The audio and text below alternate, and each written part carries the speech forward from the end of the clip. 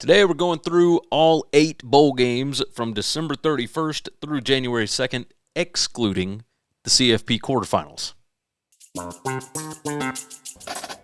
Welcome in, Winning Cures Everything It's College Football podcast. I'm your host, Gary Seegers, at GaryWCE on all the different socials, most active on X. I am back. I am alive. We got through with Christmas. I immediately got sick. I don't know if it was exhaustion or what, but I'm back and I'm ready to talk about some football games. So we are going over all 8 college football bowl games from December 31st through Friday, January the 2nd. I already did a video for the college football playoff quarterfinal games. That would be the Rose Bowl, the Sugar Bowl, the Cotton Bowl, and I'm missing one. Sugar Bowl, no. Cotton Bowl, Orange Bowl. There you go. Eventually I would get it, but regardless, there's another video for those if you would like to go and check those out. Another podcast as well. Make sure you are subscribed to the audio-only podcast. I'm going to be putting up audio-only shows as well. The YouTube channel, I'll be doing at least one video per week once all of this gets done. Obviously, we have more ball games to discuss, playoffs and whatnot, but much more. As far as the record goes, I've made a lot of picks on the show throughout this football season. 230, 224, and 3 as of December 27th. As far as the bowl games and the college football playoff games, 15, 11, and 1 on those. So we're staying above 500. We want to keep adding to that record. Let's see what we can do. Of course, subscribe, buymeacoffee.com/winningcures if you like the spreadsheets, and make sure you are subscribed to the channel, that you like the video, and that you jump in the comments. Let me know your picks on these games. If there are any, if there's any information that I don't have on these, make sure and toss them in there. Help your fellow viewers out. With that said, let's get to the games. Wednesday, December 31st, New Year's Eve at 11 a.m. Central Time, God's time zone. On ESPN, we've got Vanderbilt and Iowa in the ReliaQuest Bowl. And let's start off by talking about potential opt-outs, injuries, etc. Kirk Ferentz, of course, came out and said that he expects the roster to be intact for this bowl game.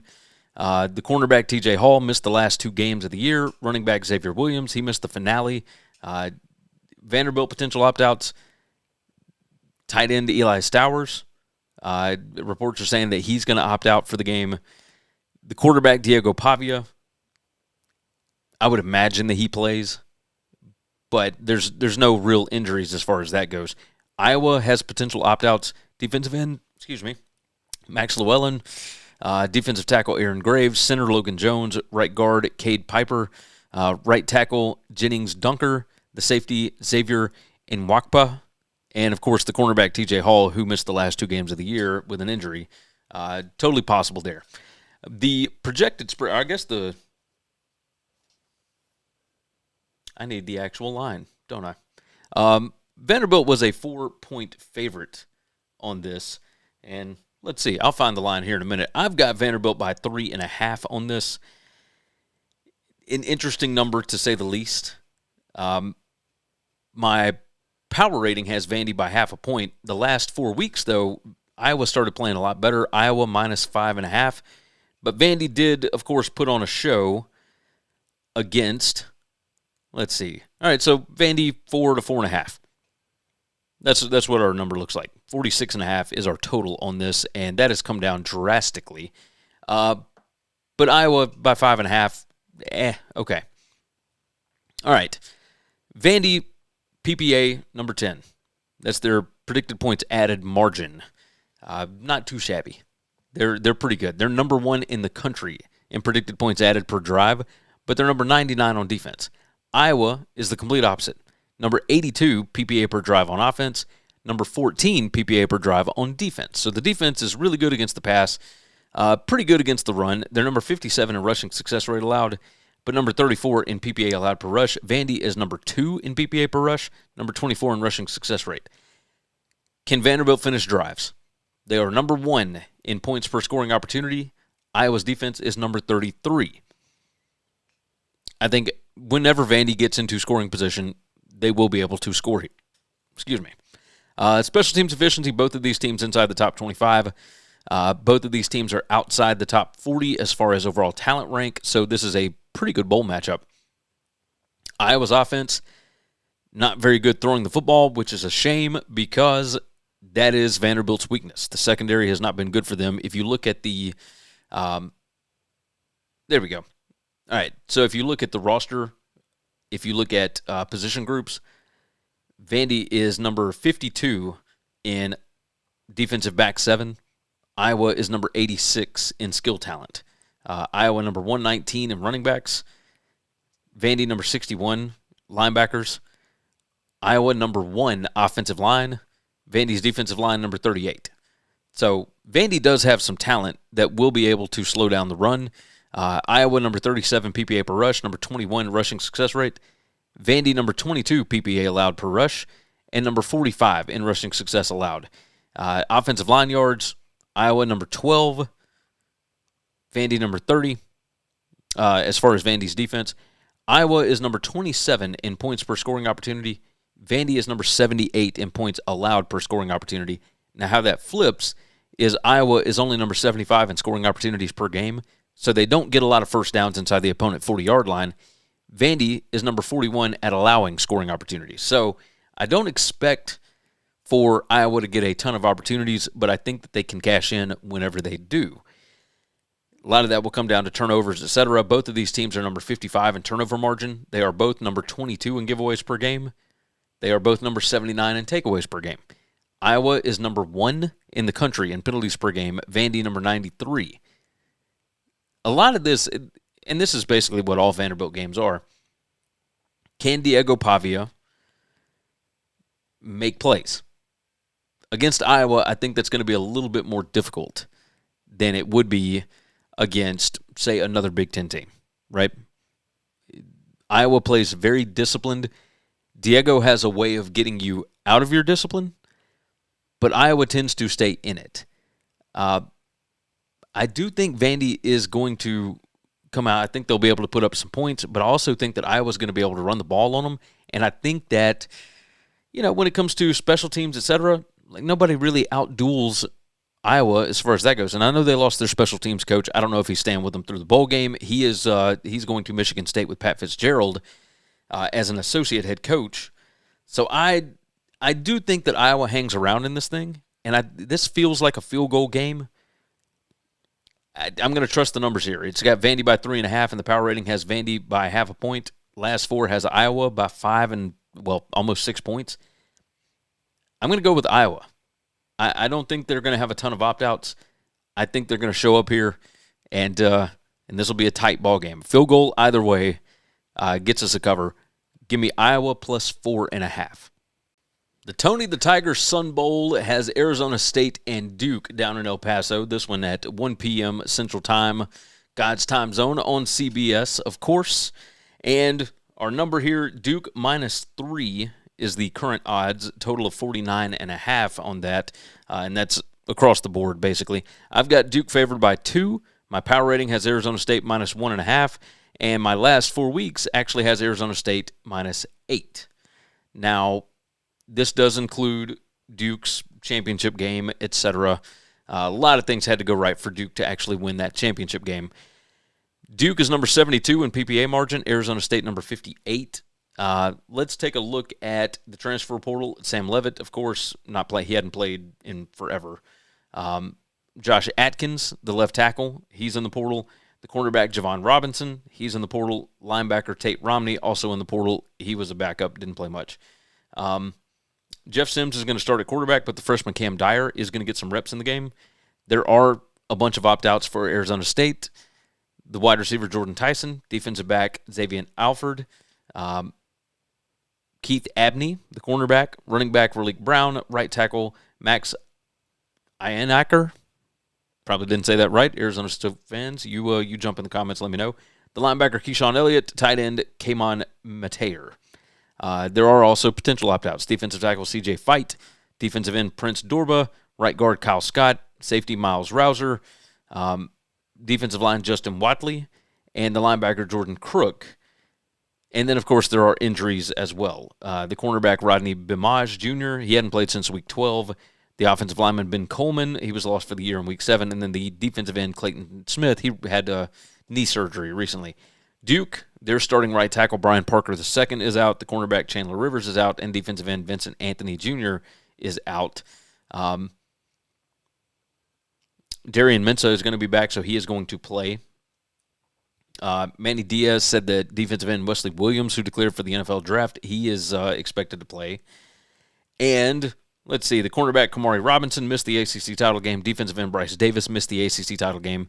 And the safety Terry Moore has been out all year. He's going to be drafted. So, okay, that was a lot to get over to what we're looking at.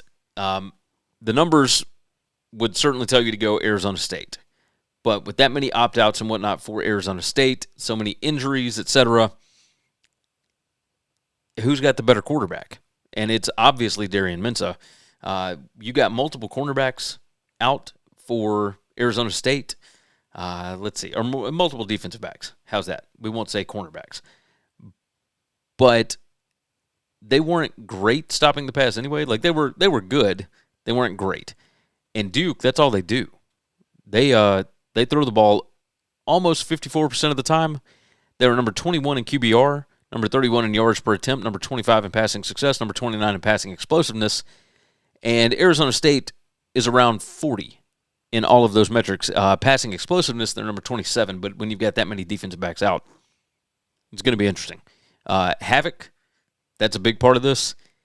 But when you're looking at, losing some potential defensive ends, defensive tackle, like defensive linemen for Arizona State, how much havoc are they going to be able to create? They're number 14 in havoc created. Duke is number 67 in havoc allowed. Duke can't run the ball. That's what Arizona State defends best. I don't think you're going to see them running it a whole lot. I'll say that. As far as points per scoring opportunity, who can finish drives, Duke is number 29 in points per scoring opportunity. Arizona State is number 35 in points allowed per scoring opportunity. Arizona State also outside the top 125 in special teams efficiency. Duke is a top 50 special teams efficiency team. Both of these teams around 50th in overall talent rank. Duke, the slightly more talented team. As far as the defense is concerned for Duke, they are better against the run than they are against the pass, and Arizona State can't pass it. So, is Arizona State going to be able to run the football? Probably not. Arizona State number 118 in points per scoring opportunity. Duke is number 129 in points allowed per scoring opportunity. So, who can finish drives better? It's probably going to be Duke in this spot. 5 factors rank, Duke is significantly better as far as raw 5 factors. But when you do 5 factors plus talent, you got number 47 and number 51. This Arizona State team, the numbers have not liked them all season long. I mean, just not even close. Arizona State is number 98 in turnover margin. Duke number 21. Duke does not turn the ball over. They're number 22 in giveaways per game. Arizona State number 97, which makes sense because Jeff Sims has played most of the year, and this is not a knock on the kid per se. This is not me trying to bash him, but he tends to give the ball away, mostly through fumbles. Like number 117 in fumbles lost per rush. Duke is number 43 in fumbles gained per rush defended. So you look at this, and you're looking at, Arizona State with the better talent group as far as position groups are concerned. But what does that mean as far as the guys that are actually out? This was Duke minus 1.5 to start. It's out to 3 now. I can't believe it's not over a field goal. I think Darian Mensah is going to have a field day here, and I think that they're going to cover the spread. Give me the Duke Blue Devils minus 3. The Cheez-It Citrus Bowl, 2 p.m. Central Time on ABC. You got Michigan and Texas. Texas, a 7.5-point favorite, total of 48.5 on this. And I am not going to go through all of the opt-outs and potential opt-outs and everything else. Michigan, of course, their coach fired Sharon Moore. They have Kyle Whittingham now. He is not going to coach in the bowl game. He is, Biff Poggi is going to coach in the bowl game. I'll say that. That'll be the easiest thing to do. Michigan's got a bunch of different injuries. the linebacker Houseman, the safety Curtis, the left tackle Evan Link, safety Rod Moore, the running back Justice Haynes, running back Jordan Marshall, only played 16 snaps against Ohio State. Wide receiver Samaj Morgan missed the final 2 games. The backup quarterback Mikey Keene won't be available for the bowl game, but we would expect that Bryce Underwood is going to play. Then there's opt-outs, right? Edge Derek Moore, linebacker Barham, the left guard El Hadi. And then, of course, with Texas transfer portal, Quintravion Wisner, the running back C.J. Baxter, running back Jarrett Gibson, the offensive lineman Connor Stroh, and the linebacker Lafau. However you say that. Texas fans, correct me. Then there's a bunch of opt-outs as well. The safety Michael Taff, the cornerback Muhammad, the cornerback Gilbo, the linebacker Anthony Hill. He missed the final 2 games due to injury, but he's not going to play in this. Both edges, Trey Moore and Ethan Burke, the wide receiver DeAndre Moore. Texas probably going to be without 6 or 7 defensive starters here. And then you've got some potential opt-outs too. Defensive tackle Cole Brevard, right guard DJ Campbell, left tackle Trevor Gooseby, tight end Jack Indries, who says that he's going to play, but we'll see. They fired their defensive coordinator, Pete Kwiatkowski. They hired Will Muschamp to be the new DC. I don't think Muschamp's going to coach in the bowl game. We'll see what happens. So these numbers that I have on your screen here really mean nothing. I've got Texas favored by 5. You know, the number is up to Texas minus 7.5. I've got Texas by 5. My power rating has Texas by 2. The last 4 weeks actually has Michigan by 11 somehow, even though Texas played significantly better against Texas A&M and whatnot. Arch Manning is going to play. I think Bryce Underwood is going to play. This is going to be interesting. Michigan special teams has been awful, number 124. Texas is number 33 in that. Texas, more overall talent, number 3 against number 19. Who is better at finishing drives? Texas, number 98 in points per scoring opportunity. Michigan's defense is number 72 in points allowed per scoring opportunity. And when you look at offensive red zone conversion percentage, Texas number 71. They are number 64 in red zone touchdown rate. Michigan's defense, 67th, but they are number 17 in defensive red zone touchdown rate allowed. Michigan is not great at converting in the red zone on offense, and Texas is number 87 in defensive red zone touchdown rate allowed. I'm curious. I think, this is just a guess because neither team has running backs available, I think this thing could end up being relatively tight. I think Biff is going to be able to get these guys to show up and have a little bit of pride about them. There's no sense in going through what the numbers actually are because that's not the teams that are playing. Texas did get better throwing the football throughout the year, number 54 in passing success. Michigan's defense, number 102 against the pass. So Texas better at throwing the football, and Michigan's actually better at defending the run. On the other side, Texas really good against the run. Now, obviously, without your edge rushers, without your defensive tackle potentially, without, there's things there, and you don't have your defense coordinator. Michigan better as far as penalties per game. Texas better as far as turnover margin. I think it's going to be a tight ball game. So the fact that this thing is up at 7.5 is pretty wild to me. I'm going Michigan. I think they show up. I think they got some pride about them. I think this is going to be a lower scoring game. This was a 46 for a total, and it is all the way out to 48.5 at this point. I still think it's going to be a low scoring game. These teams are probably going to have to throw more, but I'm not expecting a lot of points. I don't think that's what we're going to get. So give me Michigan plus 7.5 to cover this number against Texas. I think it ends up being a one-possession game. I've got a hook here, so I will go with the Wolverines. Are you tired of sore knees or joints slowing you down? Go Sleeves uses built-in kinesiology tape technology to give you support, reduce pain, and help you recover faster. Use code WCE for 15% off over at GoSleeves.com. If you haven't already, subscribe to the channel, like the video, and of course, jump in the comments. Tell me what I'm missing. Tell me what your picks would be, etc. And, of course, check out buymeacoffee.com/winningcures.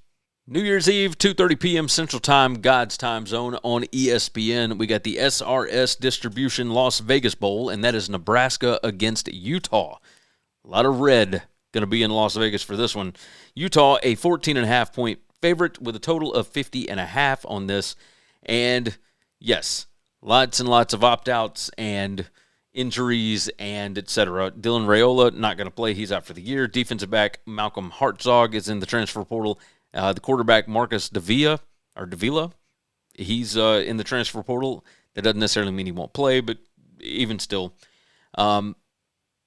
Nebraska opt-outs. Running back Emmett Johnson declared for the NFL draft. The right guard Rocco Spindler, NFL draft, and he's got a finger injury.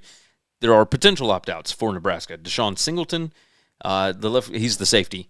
The left guard Henry Latovsky. The edge Dasan McCullough. He declared for the draft. He's not on the depth chart. As far as injuries, the quarterback TJ Lateef, hamstring injury.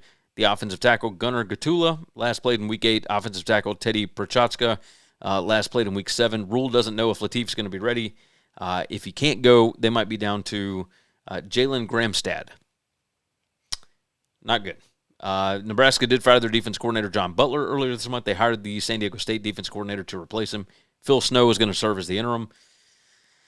And, of course, Rule fired the offensive line and defensive line coaches as well. As far as Utah is concerned, left tackle Caleb Lomu, he's opted out. Right tackle Spencer Fano, he has opted out. Defensive end Logan Fano has opted out. And then there are potential opt-outs, right? The quarterback Devin Dampier, linebacker Lander Barton, the safety Tao Johnson, cornerback Smith Snowden, and you've got injuries as well.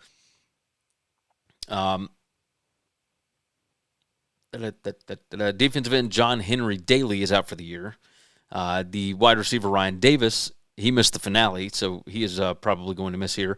The offensive lineman Salatoa Moe, he missed the finale. He played 300 snaps or 299 snaps this year. Morgan Scalley is going to coach in the bowl game. It was going to be Kyle Whittingham until he took the Michigan job. So now Morgan Scalley going to go on and hop right in there. This number opened at Utah minus 14.5. It got all the way up to 17.5, and then the Whittingham news broke, and it's back down to 14.5. Total of 49.5 there. It's all the way up to 50.5, so it went up a point. I would expect that total to be lower. I am not expecting Nebraska to be able to score very much. My projected stat spread has Utah by 17.83. The last 4 weeks, I would have Utah by 30.5. Power rating, I've only got Utah by 10, but that's based on overall talent, etc. Utah, number 35 in overall team talent on 3. Nebraska, number 22. But when you start looking at the opt-outs, at the injuries, etc., offensive tackles, guards, etc., there's not a lot of defensive linemen that are going to be out for Nebraska. They are number 19 in rushing success rate on offense. They are number 110 in rushing success rate allowed. Utah, so long as the quarterback plays, Devin Dampier, they should be fine running the football. They run it over 58% of the time, almost 59% of the time. They're number 1 in the country in yards per rush. They are number 6 in rushing explosiveness. Nebraska cannot stop it. I don't know if Nebraska is going to be able to get the ball back or not. Both of these teams are outside the top 70 as far as special teams efficiency. Utah, number 5 in points per scoring opportunity. Nebraska's defense, number 115. Nebraska, number 55 in points per scoring opportunity. That has declined significantly without Raiola. And Utah's defense is number 13. Let's make this as easy as possible. I don't think Nebraska's going to be able to score, and I don't think they're going to be able to stop Utah from scoring. So, and I don't think that Kyle Whittingham being gone is going to be that big of a deal because they all already knew that he was stepping down and that Morgan Scalley was going to be their new head coach. They all know this staff. They all know what's going on. Now, there is a part of me that wonders, like Jason Beck, the offensive coordinator, is going to Michigan per reports. He's going to Michigan with Whittingham. What does that mean? And even if you do have a backup quarterback at Utah, I still think they're going to be able to put up points. because they did it against Colorado. I mean, the backup quarterback was outstanding. But I think Devin Dampier is going to play here, so we'll see. We'll see what happens there. But this number is 14.5. I expect it to go back up once people realize, oh, wait, Nebraska cannot stop the run at all, and that's all Utah does. So give me the Utes. Minus 14.5. I think this could get really ugly. But I will take Utah to cover the number here. On to Friday, January the 2nd, and we got the Lockheed Martin Armed Forces Bowl. Rice against Texas State. This one at noon Central Time, God's time zone on ESPN. And Texas State, a 12.5 to 13.5 point favorite, depending on the book. And we've got a total of 58.5 on this. Rice was 5-7 on the year. They were 5-6 against the number, 5-6-1 against the number. Texas State 6-6, and they went 4-8 against the spread this year. Rice 0-2 in bowl games, minus 14 since 2020, and Texas State 1-1 against the spread in bowl games since 2020, plus 3.3. So Texas State shows up a little more in bowl games than Rice has. Rice number 130 in PPA margin. Texas State is number 31. Texas State's numbers showed that they probably should have been a little bit better this year than they ended up being. This was better than a 6-6 football team. Special teams efficiency, number 66 for Texas State, number 44 for Rice. Rice not great at really anything. They run the ball almost 72% of the time. Texas State is not good at defending the run. This Texas State defense is pretty bad. Pretty bad. But the problem is that Rice runs it a lot, and they're still not very good, right? They're not going to be able to hold the ball for a long time. They're number 120 in pace of play. Texas State is number 21. Now, if they can hold on to the football, if they can run it even a little bit, they can keep it away from Texas State. The problem is Rice is number 120 in PPA allowed per pass. Texas State is number 22. I don't see how Rice stops Texas State from scoring. This line opened at 10.5. It's out to 12.5, 13.5. So it's almost in no man's land.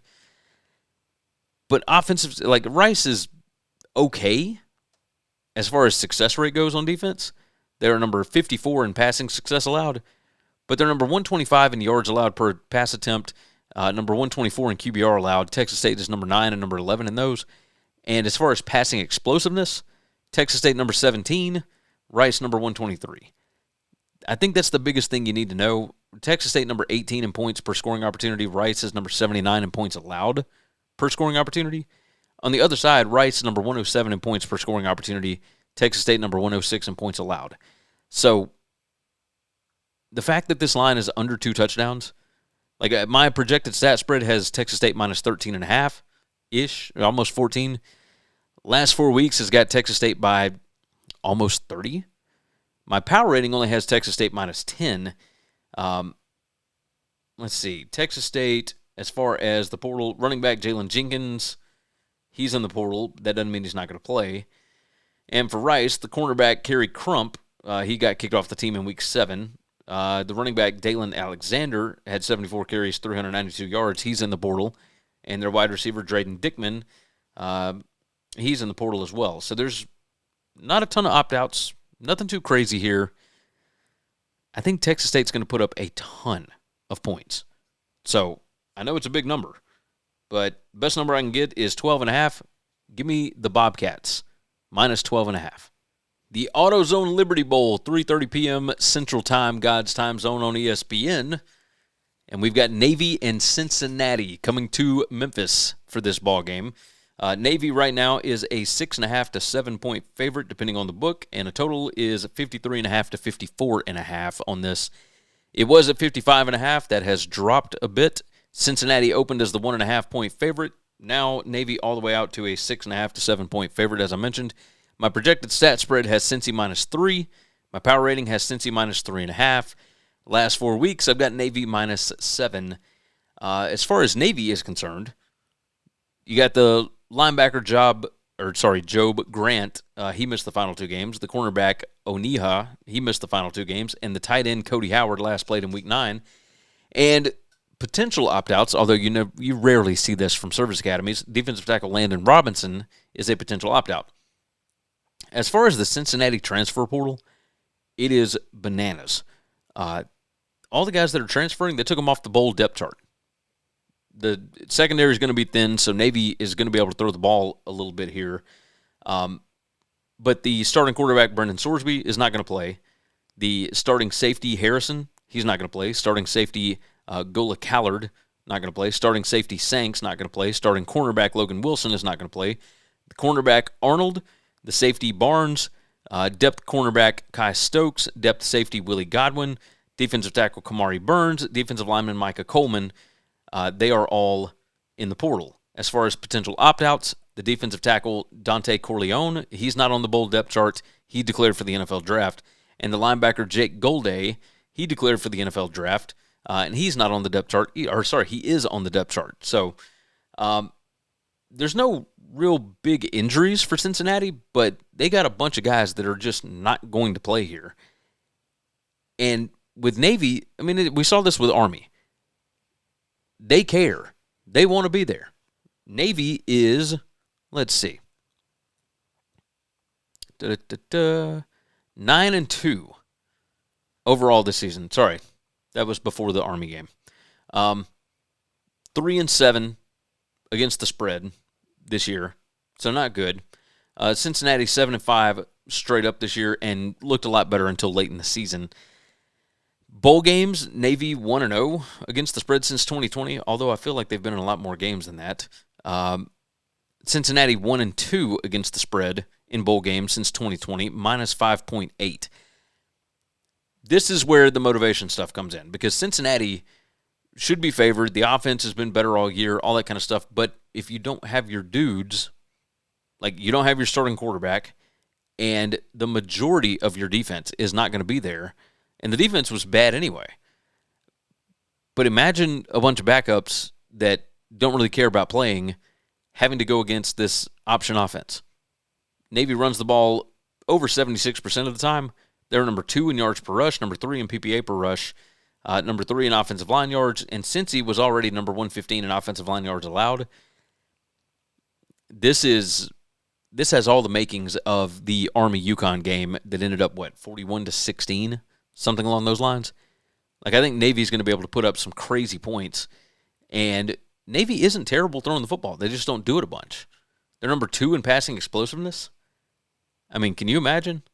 You got everybody up on the line of scrimmage, and then you run one guy out wide. Like, yeah, that's going to be interesting. Going to be interesting. I'm surprised that this is not out past a touchdown at this point. I don't think Cincinnati cares about being there. And if they don't care, then I'm expecting Navy to put up a bunch of points. I'm going to go Navy minus 6.5. That's the best number we can get right now. Give me the midshipman, minus 6.5. Why struggle doing everything yourself? On Fiverr, you can hire professionals for just about anything. Marketing, editing, design, and more. Save time, get it done right. Click the link in the description to get started.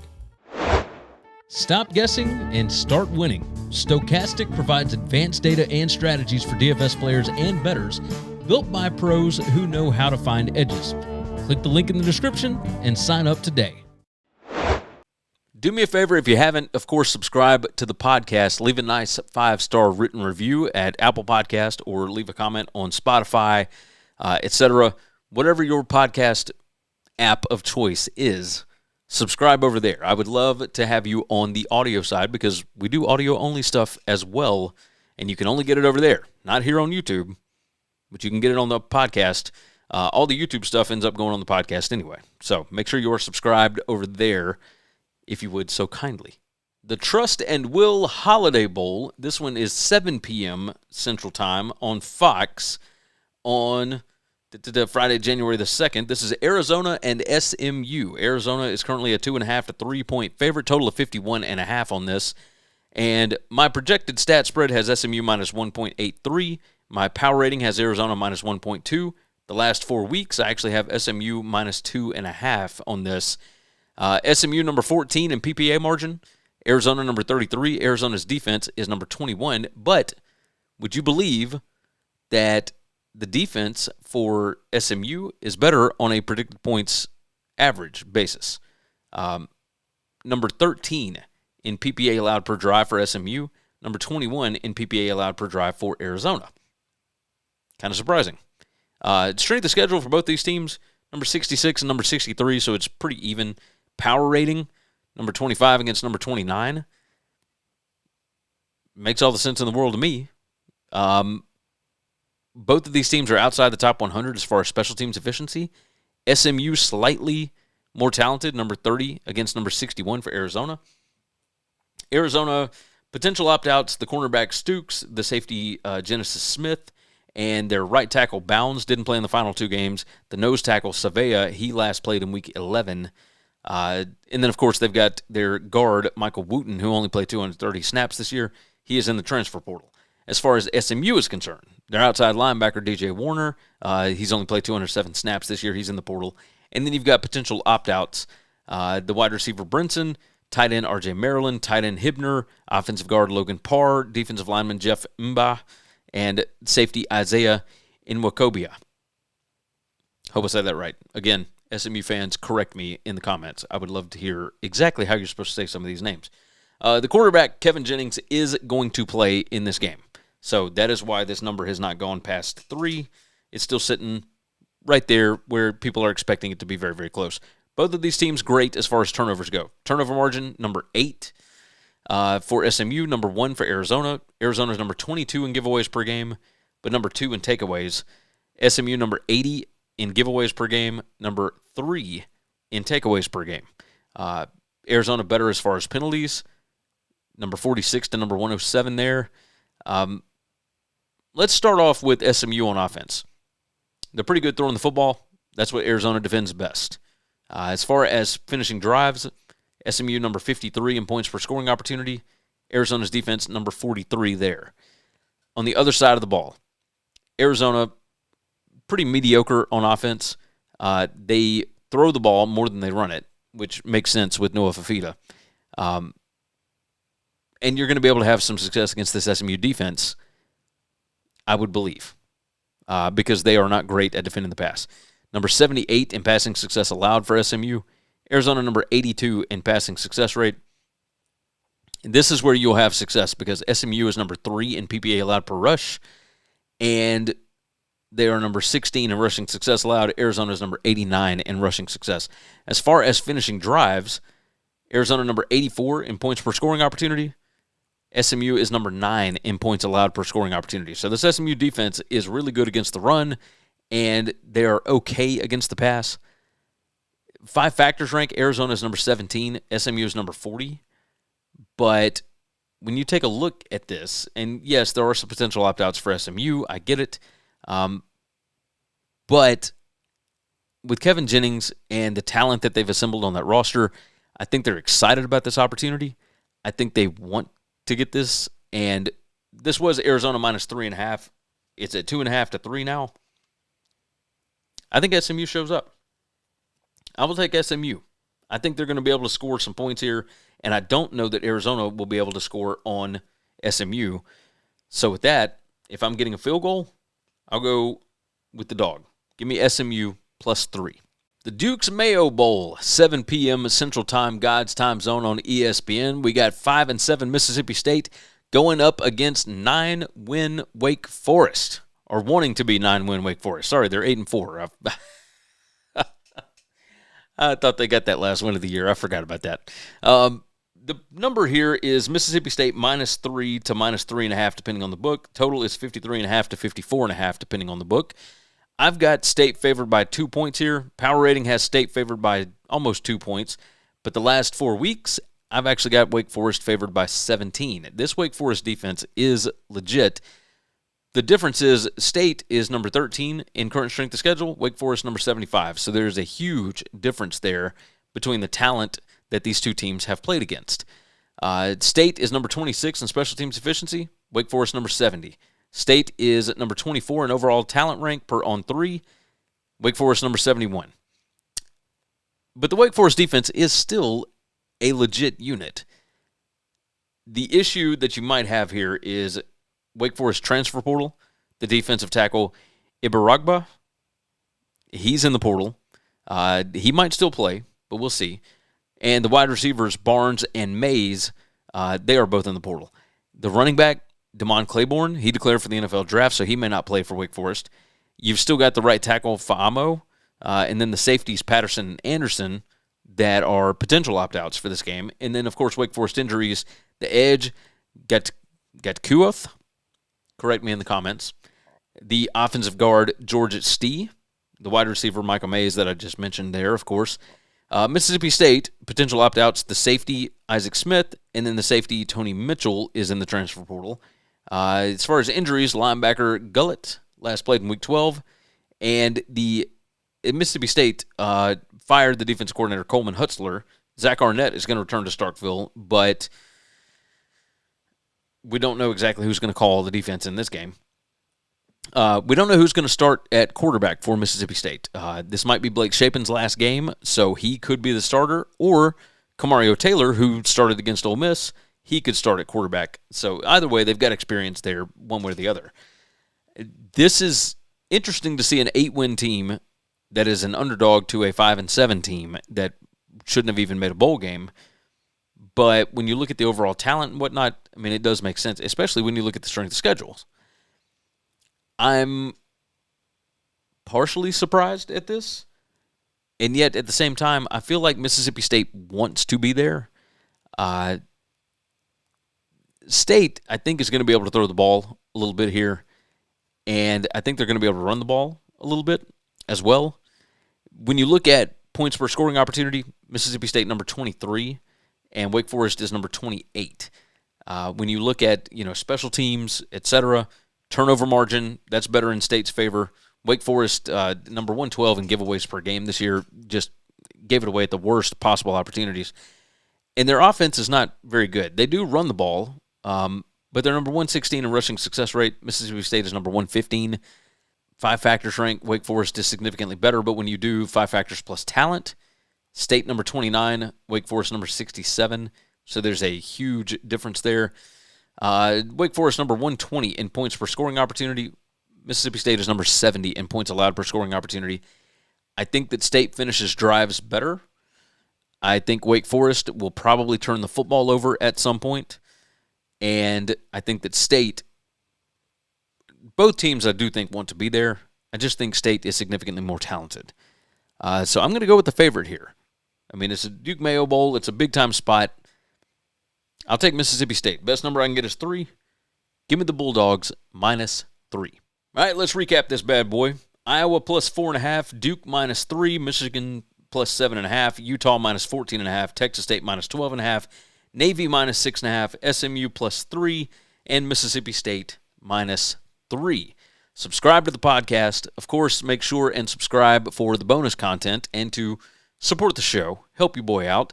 Go to buymeacoffee.com/winningcures, the easy URL, of course, bettingcfb.com. And if you have not already, make sure you are subscribed to the channel, that you like the video, and that you jump in the comments and give me your picks. Tell me where I'm wrong. Tell me what information I've got incorrect. I would love to hear from you in any way that you want to. If you want to reach out to me through email, Gary@winningcureseverything.com is the email. I am feeling a little bit better, thank goodness. I'm ready for some playoff games. I'm ready for more bowl games.